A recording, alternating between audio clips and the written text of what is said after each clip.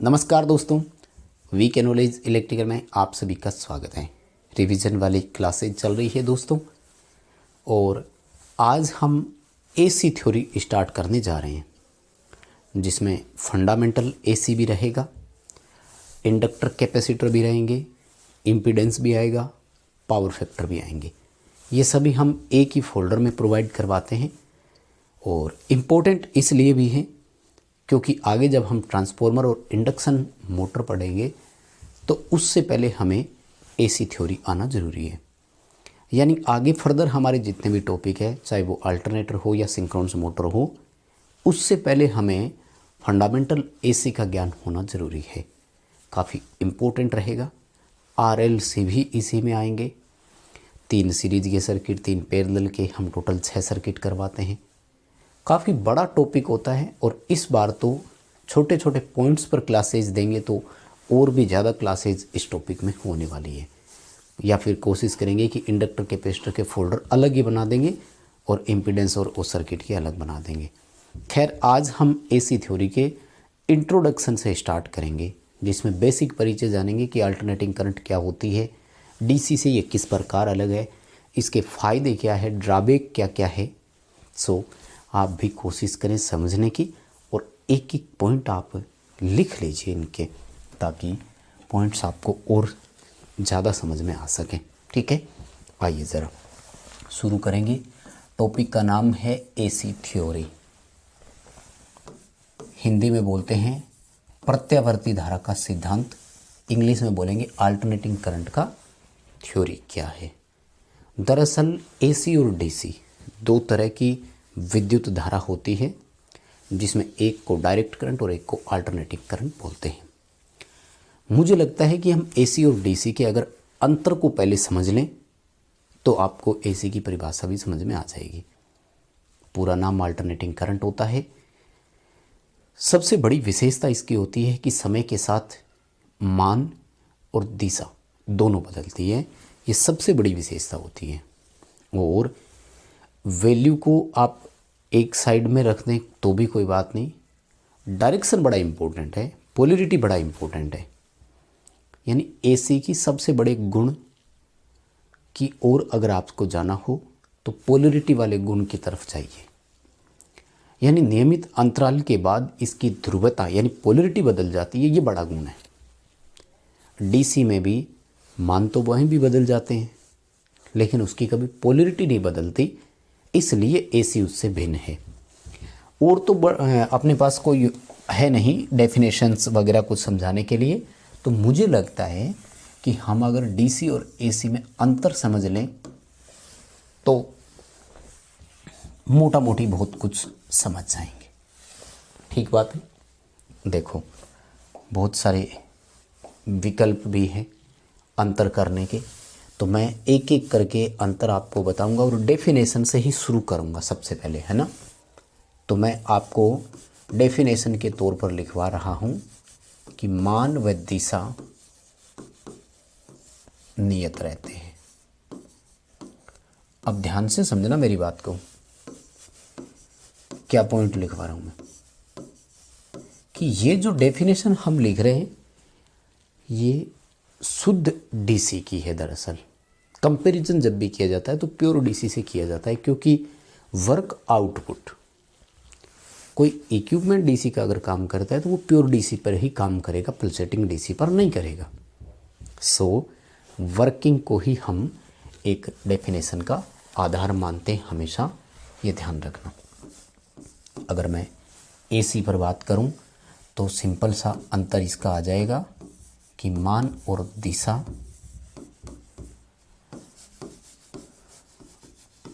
समय के साथ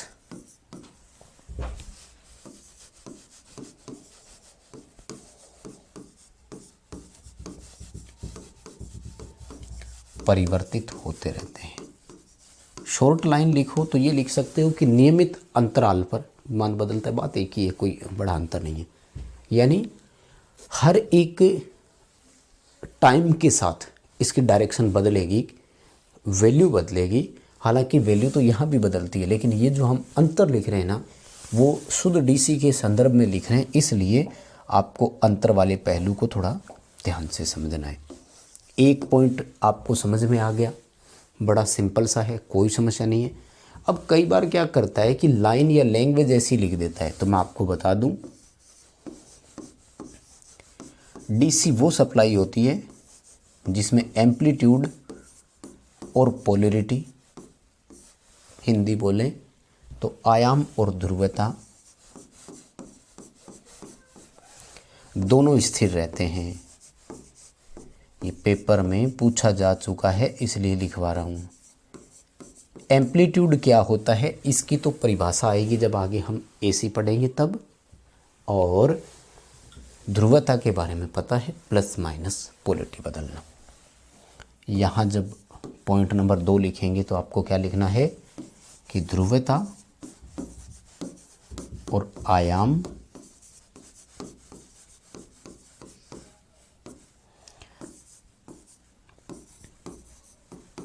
समय के साथ बदलते हैं।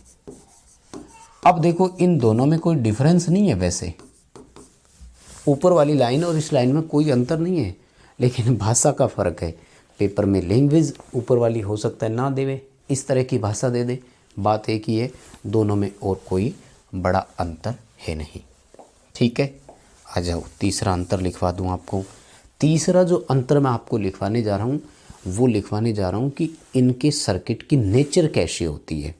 हाँ, या राशियों का अगर मैं एग्जांपल दे दूँ, सॉरी, हाँ ये भी बड़ा इम्पोर्टेंट है।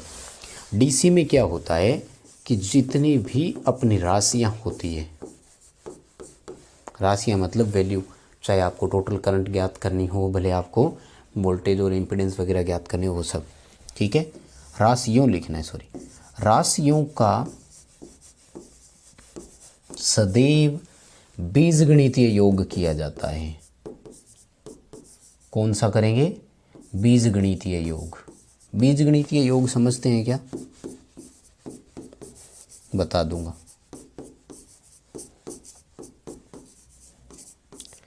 इंग्लिश में बोलते हैं अलजेब्रिक सम। अलजेब्रिक सम का मतलब होता है कि जैसे 3 और 4 जोड़ना है, गुरुजी उत्तर आएगा 7, ठीक है। 15 और 20 जोड़ने हैं, उत्तर आएगा 35। लेकिन यहाँ पर क्या होता है, पॉइंट नंबर 3 यहाँ लिखवा रहा हूँ, तो यहाँ पर क्या किया जाता है,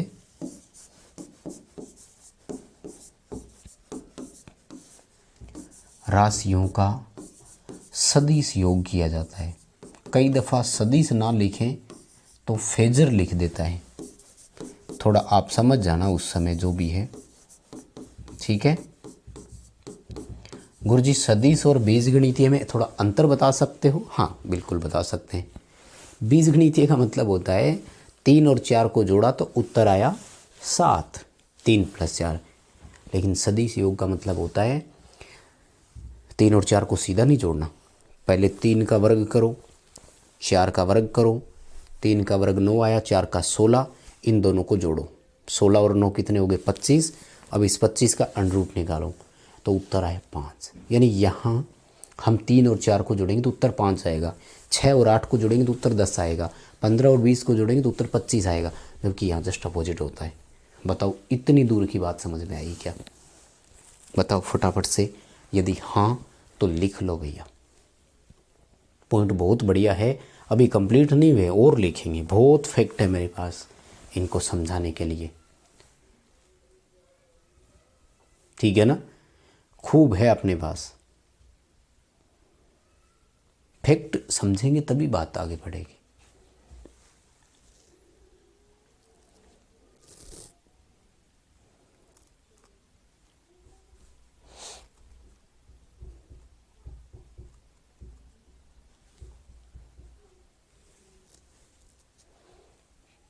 चलें आगे, वीडियो रोक करके लिख लेना, है ना। बस ऐसे ही ऑफलाइन वालों से पूछता हूँ, मुझे तो ऐसे लग रहा है कि आप सभी सामने बैठे बैठे पढ़ रहे हो, बस तो लगता है ऐसे कि हाँ आप ही से बातें कर रहा हूँ। ये लो यहाँ तक खिसका देते हैं इसको, ताकि समझने में कोई इश्यू भी आपको ना आए। पॉइंट 4 लिख लिए थे, आ जाओ गुरुजी 5वें पॉइंट पर चलेंगे, सॉरी 4थे पॉइंट पर चलेंगे, 3 ही हुए थे, है ना। ये वापस नीचे करके देखें थोड़ा सा, हैं, सॉरी 3 ही हुए थे भाई। देखो चौथा पॉइंट समझो यहाँ से।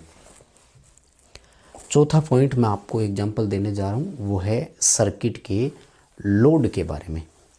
यानी डीसी पर अगर आप पंखा भी चलाएंगे तो भी वैसा ही आउटपुट या वैसा ही काम करेगा जैसा कि जब आपने हीटर चलाया तब।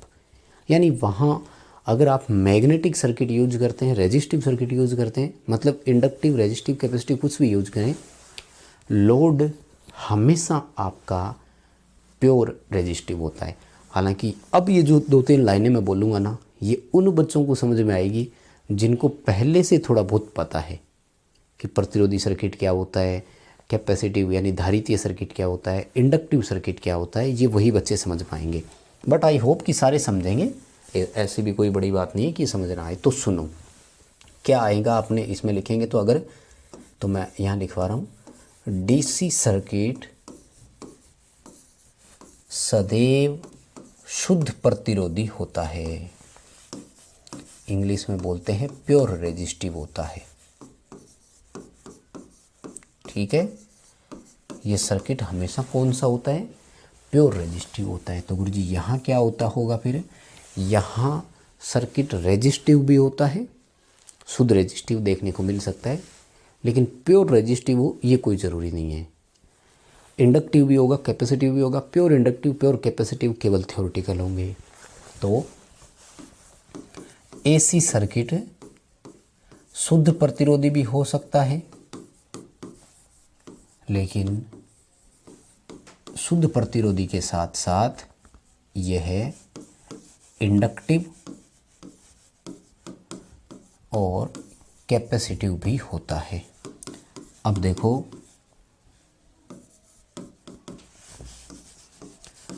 एक तो देखो मैंने लैंग्वेज लिखी है कि हो सकता है, होता है नहीं लिख रहा हूँ मैं, हो सकता है मतलब यहाँ लोड की 3 नेचर होगी।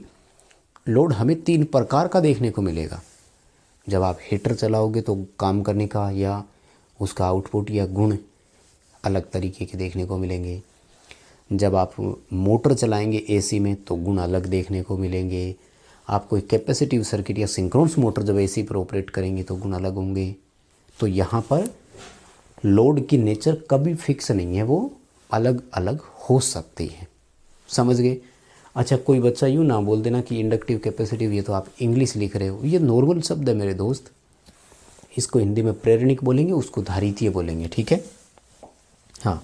तो इन छोटे छोटे पॉइंट्स के लिए आपको कोई ज़्यादा सोचने समझ घबराने की ज़रूरत नहीं है। 5वां पॉइंट देखो, अब इसी चीज़ से अगर मैं आपको धारा के अपोजिशन के लिए ले जाऊँ ना, तो डीसी में धारा प्रवाह का विरोध, देखो अब मैं आपको जो नोट्स बनवा रहा हूँ या ये जो चीज़ें हम बोर्ड पर लिख रहे हैं, ये कंपटीशन एग्ज़ाम को ध्यान में रखते हुए लिखा रहे हैं। दरअसल पहले जो चीज़ें पढ़ी जाती थी वो बेसिक या समझने के लिए होती थी कि होता क्या है। अब हम आपको फैक्ट के साथ लिखवा रहे हैं, क्योंकि आजकल एग्ज़ाम में ये चीज़ें पूछी जाती है। इसलिए ये मत सोचना कि ये छोटी छोटी बातें क्या लिखवा रहे हो, या इस तरह के पॉइंट्स क्या आते हैं क्या, बिल्कुल आते हैं। UPPCL TG2, UP army TG2, बड़े एग्ज़ाम की बात करें, दिल्ली मेट्रो, इसरो जैसे एग्ज़ाम की, वहाँ आपको ऑप्शन दिए जाते हैं और पूछा जाता है कि कौन सा कथन सही है, कौन सा कथन सही नहीं है, बताइए। सवाल ऐसे आएंगे। तो धारा प्रवाह का विरोध केवल प्रतिरोध द्वारा किया जाता है। ठीक है, यानी अगर आपको आई ज्ञात करनी है तो V/R ही करना है, बस और कुछ नहीं करना। ठीक है, फॉर्मूला तो पढ़कर आए ही हैं, लेकिन वो तो जब आगे एसी में अंदर घुसेंगे, सर्किट पढ़ेंगे, फॉर्मूले लिखेंगे, तब अंतर और करेंगे। गुरुजी 5वां पॉइंट यहाँ लिखवाऊँ तो यहाँ पर धारा प्रवाह का विरोध प्रतिरोध अकेला नहीं करता, ये ध्यान रखना। प्रतिरोध तथा प्रतिघात नहीं, ये नहीं लिखाऊंगा। मैं लिखाऊंगा कि यहाँ पर धारा प्रवाह का विरोध प्रतिबाधा द्वारा किया जाता है। ठीक है ना, किसके द्वारा किया जाता है, प्रतिबाधा, प्रतिबाधा को इंग्लिश में बोलते हैं इम्पीडेंस। और इम्पीडेंस क्या होता है? इम्पीडेंस होता है प्रतिरोध और प्रतिघात का संयुक्त रूप। मैंने वहाँ पर सीधा प्लस का निशान लगाया है, लेकिन सीधा प्लस होगा नहीं, बीजगणितीय योग करना होगा। वो जब हम थ्योरेटिकल आगे चीज़ें पढ़ेंगे तो मैं आपको पूरे फॉर्मूले लिखवाऊंगा, उसमें याद रह जाएगा। आर की स्क्वायर प्लस एक्स की स्क्वायर और अंडरूट लगाया जाएगा, वो बात अलग है। तो धारा प्रवाह का विरोध करेगा कौन? प्रतिबाधा करेगा, प्रतिबाधा द्वारा किया जाता है। समझ जाएंगे, कोई प्रॉब्लम नहीं है। यानी यहाँ पर आई बराबर वी बटे जेड करना है आपको। बताओ बात समझ में आई क्या? अगर आ गई समझ में तो लिख लो फटाफट।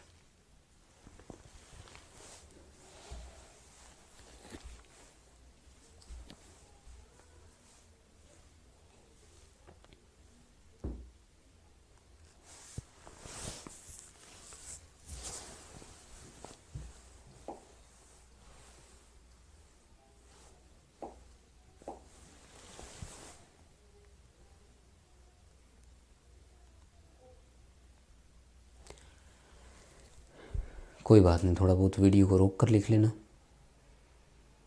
आगे चलें। 5 पॉइंट हो गए ना। अभी देखो, जो चौथा पॉइंट आपने लिखा था ना, वहाँ से आपका छठा पॉइंट निकल कर आएगा। क्या छठा पॉइंट निकल कर आएगा? ये आगे जब हम पावर फैक्टर वगैरह पढ़ेंगे तब हम आपको और बताऊंगा, लेकिन अभी मैं एक बार केवल आपको उत्तर लिखवा रहा हूँ। आपको ये ध्यान रखना है कि ऐसे परिपथों में फेज अंतर 0 डिग्री का होता है। फेज अंतर किसके बीच में? करंट और वोल्टेज के बीच में, V व I के बीच कितना होता है? 0 डिग्री का। अतः पावर फैक्टर सदैव इकाई होता है। बताओ बात समझ में आई क्या? बहुत इंपॉर्टेंट क्वेश्चन है, एग्जाम में कई दफ़ा डायरेक्ट क्वेश्चन आया हुआ है कि बताइए डीसी सर्किट का पावर फैक्टर कितना होता है। इकाई करेंगे। सवाल पूछा गया है कि डीसी में करंट और वोल्टेज के बीच फेज अंतर कितना होता है, तो 0 होता है, बता देंगे। हालांकि जब ये पावर फैक्टर वगैरह आगे मैं आपको पढ़ाऊँगा तब हम इनका डिटेल दोबारा पढ़ेंगे। यहाँ पर देखो छठा पॉइंट क्या आता है कि यहाँ पर जो पावर फैक्टर होता है वो भार पर निर्भर करता है। ठीक है, यानी इस सर्किट का पावर फैक्टर ऐसी सिचुएशन में आएगा कि इकाई भी हो सकता है, 0 भी हो सकता है, और 0 से 1 के बीच में भी हो सकता है। पावर फैक्टर भार पर निर्भर करेगा। 0 हो सकता है, 1 हो सकता है, और 0 से 1 के बीच हो सकता है। समझ गए ना? बेसिक फंडा है। अब देखो कि जब हमें गुरुजी पावर फैक्टर मिल गया तो हमें एक चीज़ और मिल गई। क्या मिल गई? कि इस परिपथ में केवल वास्तविक शक्ति होती है, ये ध्यान रखना। ठीक है, डीसी परिपथ में क्या होता है? केवल वास्तविक शक्ति होती है। इंग्लिश में बोलते हैं एक्टिव पावर। एक्टिव बोल देना, ट्रू पावर बोल देना, रियल पावर बोल देना, इंग्लिश शब्द एक ही है। वास्तविक बोल सकते हो, सक्रिय बोल सकते हो, सत्य शक्ति बोल सकते हो, वो फिर आपको समझने पड़ेंगे। देखो, एक ही चीज़ के 3 नाम अगर है तो फिर वो आपको याद रखने पड़ेंगे। कई बार चीज़ें नहीं बताई जाती। वास्तविक, सक्रिय, सत्य, एक्टिव, रियल, ट्रू पावर, 3 नाम होते हैं। यहाँ पर क्या होता है? शक्ति 1 नहीं 3 होती है। इस परिपथ में वास्तविक शक्ति भी देखने को मिलेगी, इस परिपथ में हमें आभासी शक्ति भी देखने को मिलेगी, इसी परिपथ में हमें रिएक्टिव पावर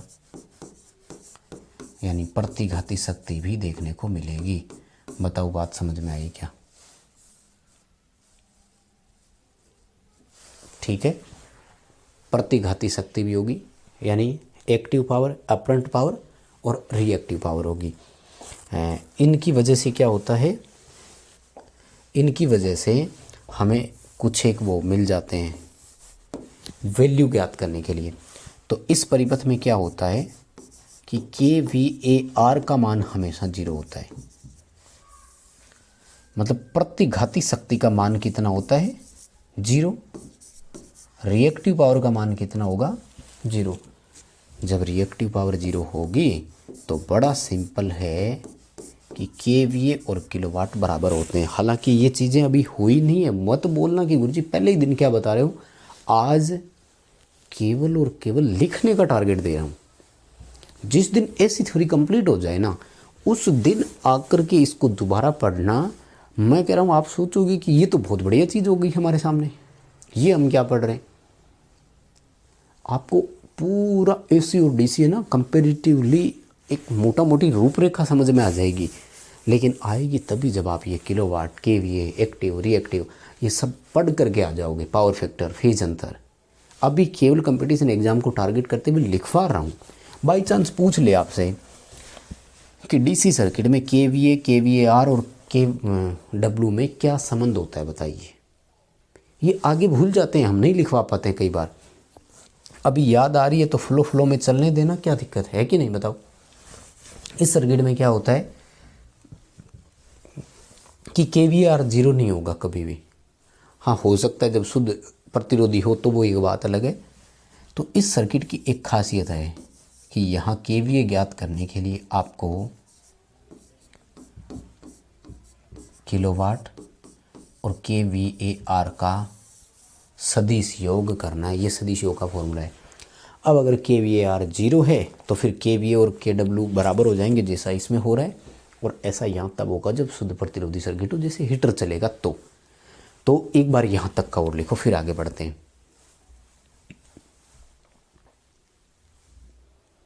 ठीक है, बेसिक सा है इंट्रोडक्शन और बड़ा है। एसी थ्योरी बहुत लंबा चौड़ा है, कोई बात नहीं, कोशिश करेंगे कि आपको एक एक पॉइंट करवाएं। ठीक है ना, छोड़ेंगे कुछ भी नहीं, बहुत ज़्यादा प्रयास रहेगा। तो देखो एक बार यहाँ रोक देते हैं इंट्रोडक्शन को। चलो आप यहाँ वीडियो को रोको, एक बार ऑप्शन दे रहा हूँ, रोको और लिखो यहाँ तक। ठीक है, अब आ जाओ एक बार ऊपर से पूरा मैं आपको दिखा दूँ कि हम यहाँ करते क्या हैं दरअसल। ठीक है, ये देखो हमने देखा क्या है, हमने एसी थ्योरी पढ़ा है। ठीक है, जिसमें हम डीसी और एसी सर्किट की तुलना कर रहे हैं, दोनों में आपस में डिफरेंस पढ़ रहे हैं। अब थोड़ी और बातें भी करेंगे, जनरेशन वगैरह कार आपस में है ना, उत्पादन कार, और वो किससे उत्पन्न होती है, कौन क्या है, किसके कितने प्रकार और वो होते हैं, तो वो भी इसी में चलाऊंगा मैं साथ में। ठीक है, चलो इस पेज को तो यहीं रोक देते हैं। अब मैं पेज नया ले लेता हूँ, है ना, ताकि अपन चीज़ों को क्या बढ़िया तरीके से समझ पाएँ। पेज ये नया आ गया। अब अपन आगे ये पढ़ेंगे कि एसी डीसी के प्रकार कौन कौन से होते हैं। ठीक है, यानी हम अब दोनों को पढ़ने तो जा रहे हैं, लेकिन उनके प्रकारों के आधार पर पढ़ने जा रहे हैं। टाइप में देखो, जो डीसी होती है उसके 3 प्रकार होते हैं। ये थोड़ा साफ नहीं दिखाई दे रहा है ना, सॉरी। सबसे पहला जो हम प्रकार ले रहे हैं वो है प्योर डीसी का। और देखो हम जो डेफिनेशन आज तक देते आए हैं ना, वो प्योर डीसी की ही देते आए। ठीक है ना। शुद्ध डीसी में क्या होता है कि मान जो होता है वो समय के साथ कभी बदलता नहीं है, एकदम सीधा चलता है इसका। यानी अगर हमें इसके पीक वैल्यू का पता हो, मान लेते हैं कि ये पॉजिटिव है, ये नेगेटिव है और ये हमारा समय है, तो कहते हैं कि इसका ग्राफ जब आप समय के सापेक्ष देखेंगे तो बिल्कुल सीधा और फ्लैट चलेगा। ये होती है प्योर डीसी। कहाँ से मिल सकती है गुरुजी हमें? ये हमें मिलेगी सेल जो हमें देता है उससे। अब सेलों से ही बैटरी बनती है तो कोई प्रॉब्लम नहीं है, उससे भी हमें यही मिलती है। उसके बाद में डीसी में विशेष प्रकार का एक छोटा जनरेटर होता है जिसे डायनेमो बोलते हैं, और जो डीसी जनरेटर का कम्यूटेटर हमें आउटपुट देता है, हमारे पास तो वो भी इसी तरह की आती है। हालांकि कम्यूटेटर को मैकेनिकल रेक्टिफायर कहा जाता है। वो फुल वेव रेक्टिफायर की भांति काम करता है, यानी वो हमें पल्सेटिंग ही देता है, लेकिन उसमें हम प्रति क्षण इतने सारे पल्सेशन ले लेते हैं कि हमारे पास जो वैल्यू होती है वो ऊपर से नीचे की तरफ आती ही नहीं है, यानी हमें लगातार यहाँ कोई ना कोई एक वैल्यू देता ही रहता है। बताओ एक समझ में आया क्या? ये कौन सी थी गुरुजी? शुद्ध डीसी। नंबर 2 पर जो मैं आपको लिखवाने जा रहा हूँ वो है परिवर्तनीय डीसी, इंग्लिश में बोलेंगे वेरिएंग डीसी। ये वो डीसी होती है जिसका मान समय के साथ लगातार बदलता है, कभी कांस्टेंट नहीं रहता है, लेकिन वही है ना, ध्रुवता कभी नहीं बदलेगी। अगर मैं आपसे ये कहूँ कि डीसी की सबसे बड़ी विशेषता क्या है, तो आपको उत्तर करना है पोलैरिटी हमेशा सेम रहती है, मान फिर भी बदल जाते हैं। तो कहते हैं कि वेरिएंग डीसी जो होते हैं ना, उसका मान ऐसे ही चलता है, यूँ समय के साथ परिवर्तित हो रहा है ना। ये किससे मिल सकती है हमें? पर्टिकुलर तो कोई डिवाइस ऐसी नहीं है जो हमें देवे, लेकिन अगर मैं एग्जाम्पल के तौर पर आपको बताऊं ना, तो ऐसा चॉपर से संभव है। मैं ये नहीं कह रहा हूं कि चॉपर इसी तरह का देता होगा क्या, बट मैं ये कह रहा हूं कि चॉपर से संभव है। क्यों? क्योंकि चॉपर वो सर्किट होता है जो कांस्टेंट डीसी को वेरिएबल डीसी करता हो या डीसी के मान को बदलता हो। तो डीसी में यहाँ से संभव है ऐसा आप मान सकते हैं, और कोई ज़्यादा तरीका नहीं है। तीसरा जो इसका प्रकार आता है वो है फिर पल्सेटिंग डीसी का, ठीक है। और पल्सेटिंग डीसी वो होती है जिसमें समय के सापेक्ष मान बदलता रहता है। हाँ, ध्रुवता कभी नहीं बदलेगी, है ना। और गुरुजी ये हमें कहाँ से मिलती है? तो ये हमें डायोड और रेक्टिफायर से।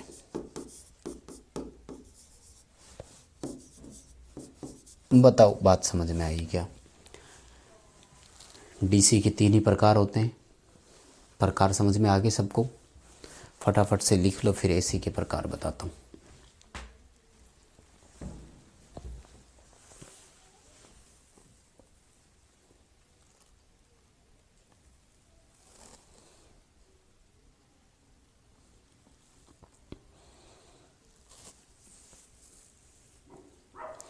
वीडियो को रोक कर लिख लेना, कोई बात नहीं, है ना, समझ आ जाएगा आराम से। आगे बढ़े। देखो ये एसी का था ना, अब आपको सॉरी डीसी का था, अब आपको मैं एसी के प्रकार लिखवा रहा हूँ, ठीक है ना। एसी के प्रकार में सबसे पहला जो प्रकार हम लेते हैं वो है साइन वेव। कौन सा है गुरुजी? साइन वेव एसी, ठीक है। कैसा बनेगा इसका डायग्राम? साइन के सापेक्ष इसका मान हम लिखते हैं हमेशा यूं इस तरह से, और half cycle positive half cycle negative, सब बच्चों को बड़े अच्छे से याद है। आप देखो प्रत्येक क्षण मान भी बदल रहा है और पोलैरिटी भी बदल गई एक समय के बाद। कहाँ से मिलता होगा गुरुजी हमें ये? तो ये हमें हमारा अल्टरनेटर ही देता है। एसी जनरेटर से हमें यही मिलेगा, और एसी जनरेटर को ही हम अल्टरनेटर बोलते हैं, उससे मिलेगा इसी तरह का। और ओसिलेटर को भी अगर आप इस श्रेणी में रख दें तो कोई प्रॉब्लम नहीं होगी, ठीक है। आ जाइए पॉइंट नंबर 2 पर। कौन सा है गुरुजी? दूसरा लिखूंगा भाई स्क्वायर वेव, यानी वर्गाकार वेव। नाम से ही पता लग रहा है वर्ग की आकृति बनेगी। क्या होगा गुरुजी? मान बदलेगा तो सही, लेकिन एक समय के बाद। सिंपल सा है ना। कहते हैं कि आजकल के इन्वर्टर, अब तो खैर नहीं आते, कोई समय में इन्वर्टर जो हमें एसी देता था ना,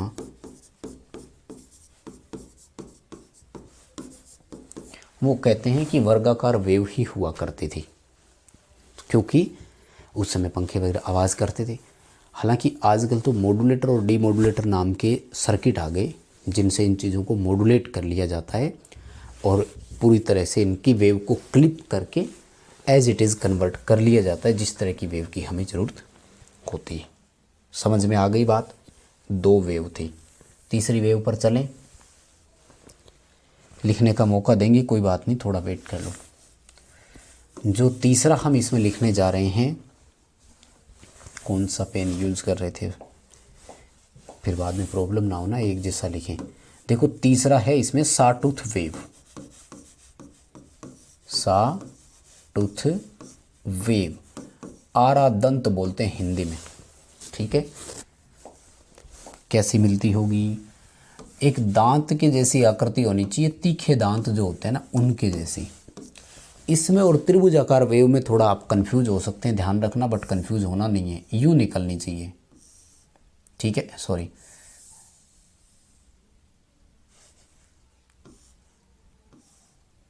ये है, ठीक है।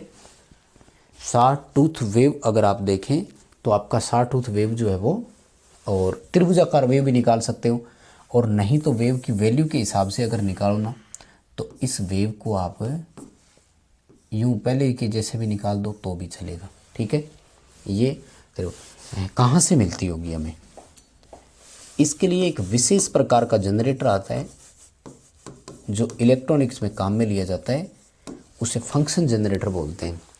ये मैक्सिमम 20 मिलीवाट तक की पावर जनरेट कर सकता था, बस और कुछ नहीं करता था।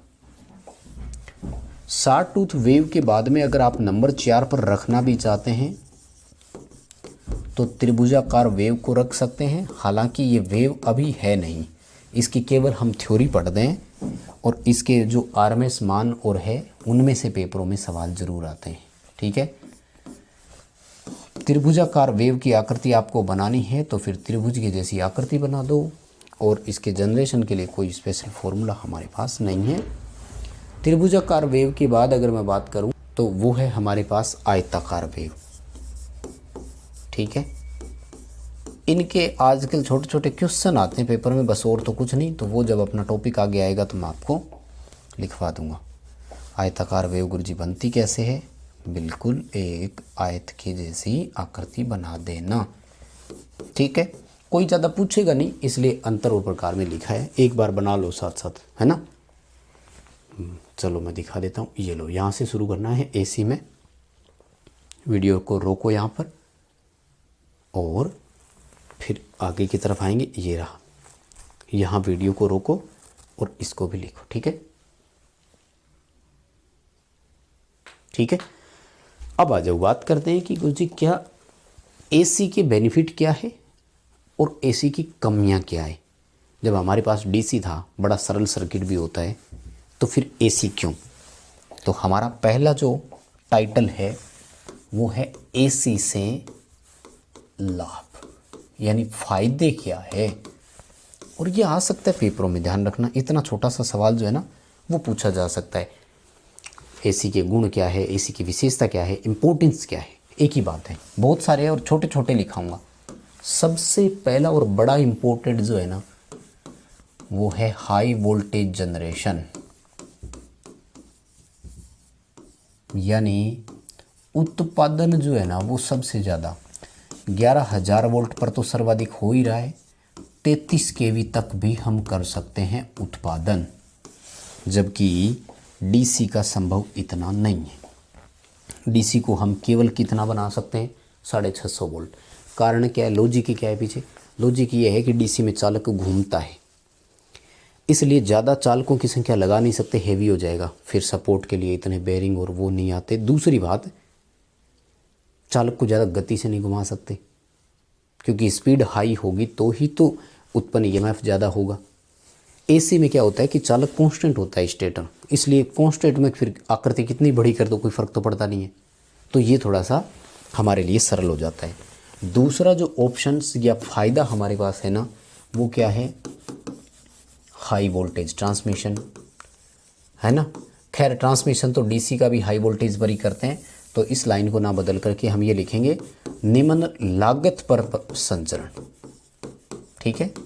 इंग्लिश वाले बच्चे लिखेंगे लो कॉस्ट ट्रांसमिशन, यानी जो एसी का संचरण है वो इकोनॉमिकल पड़ता है, HVDC लाइन भी होती है, HVAC लाइन भी है। तो AC जो है वो इकोनॉमिकल ज़्यादा होगी। कैसे गुरुजी, लागत कम कैसे? लागत इसलिए कम होगी, मैं पॉइंट इन्हें अलग बनवा के लिखा देता हूँ। पॉइंट नंबर 3 लिखवा रहा हूँ। लागत कम इसलिए हो गई कि हाई वोल्टेज पर धारा कम होती है। तो कम करंट के लिए एक तो ये भी बेनिफिट मिल गया। दूसरा, कोई बात नहीं गुरुजी, धारा कम हुई तो क्या हुआ, तो फिर फायदा ये मिला कि कम धारा के लिए प्रतिरोध ज़्यादा रख सकते हैं। प्रतिरोध ज़्यादा किसका होता है? पतले तार का। तो कम धारा के लिए पतले चालक का उपयोग किया जाता है। इससे क्या हुआ गुरुजी? इससे चालक धातु की बचत हो गई, यानी हमें तांबा वगैरह ज़्यादा नहीं लगाना पड़ा। समझ गए? एल्यूमिनियम की वायर लगा रहे हैं तो भी वो हमें क्या बहुत ज़्यादा वायर लगाने की ज़रूरत नहीं पड़ी। तो एक ये इसका बड़ा फ़ायदा है। उसके बाद में देखो, सरल वोल्टेज परिवर्तन, है ना? वोल्टेज परिवर्तन समझ रहे हैं क्या? मान को कम ज़्यादा करना। ट्रांसफॉर्मर से देखो आसानी से क्या कर रहे हैं, अप और डाउन कर रहे हैं, कोई जोर नहीं आया, है ना? और उसके बाद में क्या फ़ायदा है? उसके बाद में ये है कि सरल DC परिवर्तन, यानी आसानी से DC में भी बदल सकते हैं। कैसे? रेक्टिफायर लगाओ और AC से DC कर लो। तो कुल मिलाकर ये अपने पास इसके फ़ायदे होते हैं। ठीक है, और ज़्यादा अगर लिखना है तो एक पॉइंट और लिख लो कि जो उपकरण है उनकी संरचना बड़ी सरल होती है। सरल उपकरण संरचना। AC के इक्विपमेंट जितने भी होते हैं वो DC वाले से थोड़े से मतलब एक तरह से कॉम्पैक्ट या सरल कह सकते हैं। संरचना बहुत आसान होती है। जैसे केज मोटर का एग्जांपल ले लो, कुछ भी नहीं है, बस रोटर है, बेरिंग है, स्टेटर है, बस।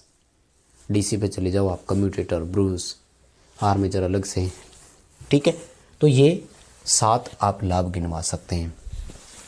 अब अगर आप कमी या हानियाँ गिनवाना चाहते हैं तो वो भी तो है। देखो, जिसका लाभ उसकी हानि, सीधी सी बात है।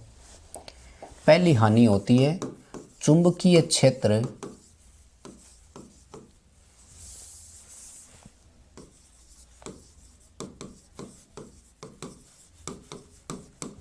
सीमित। ठीक है, यानी AC से आप अगर परमानेंट मैग्नेट बनाना चाहें तो वो नहीं बना सकते। उसके बाद में उच्च सामर्थ्य वाले पेरा विद्युत आवश्यक, उच्च सामर्थ्य अचालक या पेरा विद्युत। देखो, हमें जो विद्युत झटका लगता है ना वो पीक वोल्टेज का लगता है, और DC की अपेक्षा AC का पीक ज़्यादा है, तो खतरनाक है, कई मामलों में हो जाती है, इसलिए ये भी ज़रूरी है। दूसरा, बहुत सारे काम AC से कर ही नहीं सकते, नहीं किए जा सकते। जैसे बैटरी चार्ज करनी है, इलेक्ट्रोप्लेटिक करना है, तो ये सब तो संभव ही नहीं है। तो एक तरह से हो गया ड्रॉबैक इसका। और इम्पोर्टेंट या मोस्ट इम्पोर्टेंट कहूँ तो वो है भैया अर्थिंग अति आवश्यक। अर्थिंग के बिना तो भैया हर समय AC आपका रिस्की है। ठीक है, खैर ये थे हमारे लाभ और हानियाँ। बताओ बात समझ में आई क्या? लिख लो फटाफट से, या वीडियो रोको और लिखो, यहाँ भी वीडियो रोको और लिखो। ठीक है, बस दोस्तों यही था हमारा AC का इंट्रोडक्शन। क्लास यहीं ख़त्म करेंगे और जल्द मिलते हैं अगले नए टॉपिक के साथ। बड़ा टॉपिक है, बहुत क्लासें होगी, बट कवर करना है एक एक करके सबको।